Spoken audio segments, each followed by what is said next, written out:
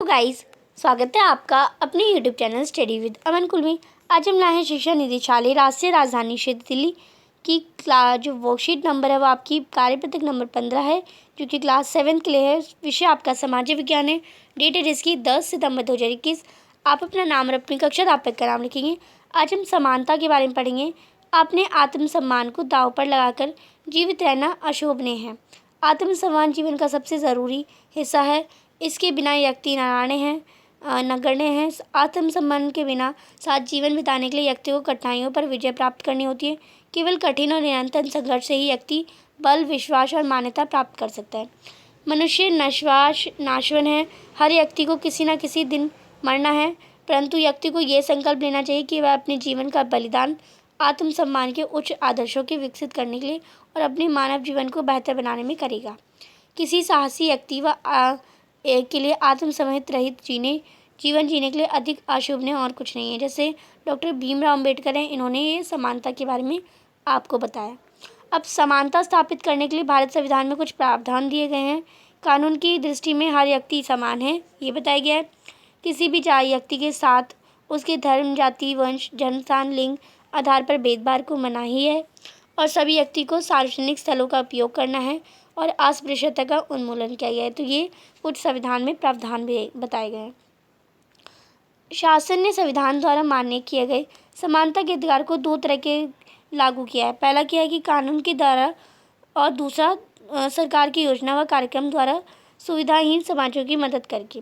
भारत में ऐसे अनेक कानून हैं जो व्यक्ति के समान व्यवहार प्राप्त करने के लिए अधिकार की रक्षा करते हैं।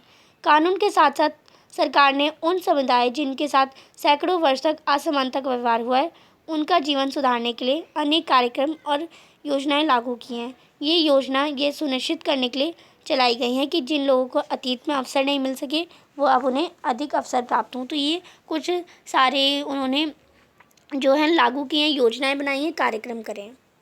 आगे आपको बता रखा है मध्याह्न भोजन की व्यवस्था। आपने देखा होगा कि स्कूलों में आपको मिड डे मील मिलता है, यानी दिन में खाना मिलता है। ये कार्यक्रम के अंतर्गत सभी जितने भी सरकारी और प्राथमिक स्कूलों के बच्चे हैं वो दोपहर का भोजन स्कूल द्वारा किया जाता है। ये योजना भारत में सबसे पहले कौन लाए थे? तमिलनाडु राज्य में आई थी, जो कि 2001 में उच्चतम न्यायालय ने सभी सरकारी राज्यों को इसे अपने स्कूल में 6 महीने के अंदर आरंभ करने के लिए निर्देश किया था। इस कार्यक्रम के काफ़ी सकारात्मक प्रभाव हुए। उदाहरण के लिए जैसे दोपहर का भोजन मिलने के कारण गरीब बच्चों ने अधिक संख्या में स्कूल में प्रवेश लेना, यानी जो गरीब के बच्चे हैं उन्हें दोपहर का खाना मिल रहा है तो वो स्कूल आना पसंद करते हैं और नियमित रूप से स्कूल में जाना शुरू कर दिया और वो फिर रोज़ स्कूल आना कर दिया क्योंकि उन्हें दोपहर का पेट भर खाना मिलता था।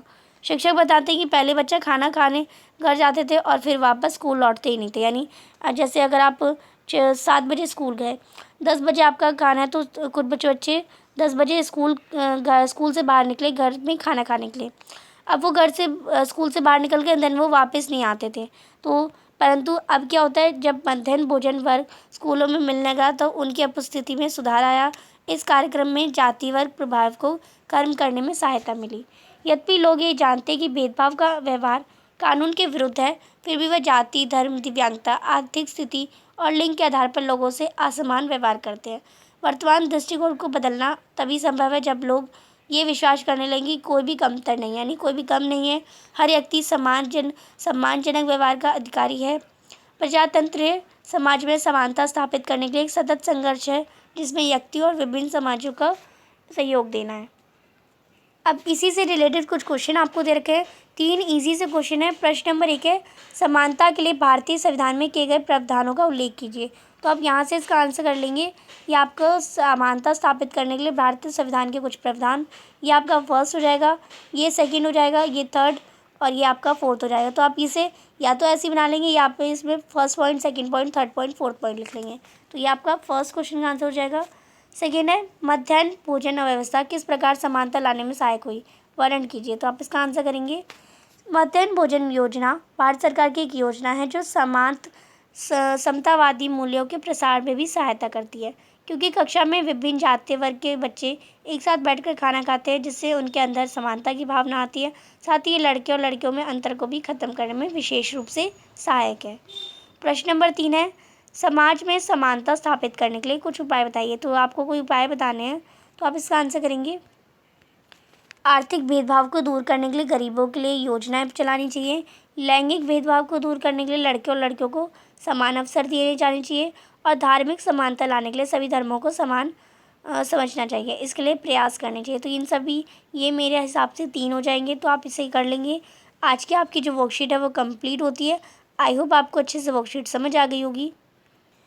अभी तक आपने मेरे चैनल को सब्सक्राइब नहीं किया है तो प्लीज़ मेरे चैनल को सब्सक्राइब करें और उसके बाद आने वाले बेल आइकन को प्रेस करें, जिससे आपको हर वीडियोस की नोटिफिकेशन टाइम से मिलती रहे। हम आपके लिए इतनी मेहनत करते हैं, तो आप एक सब्सक्राइब तो ज़रूर कर सकते हैं। आपके एक सब्सक्राइब से मुझे बहुत खुशी मिलती है। ये वीडियो अच्छी लगी तो इसे लाइक करिए, दोस्तों के साथ शेयर करिए और आपने अभी तक हमारा टेलीग्राम ग्रुप ज्वाइन नहीं किया तो आप उसे ज्वाइन कर सकते हैं। साथ ही आप हमें इंस्टाग्राम पर ही फॉलो कर सकते हैं। कोई भी क्वेश्चन हो, कोई भी क्वेरी हो, आप वहाँ पर हमसे पूछ सकते हैं। Thanks for watching video. Bye bye guys.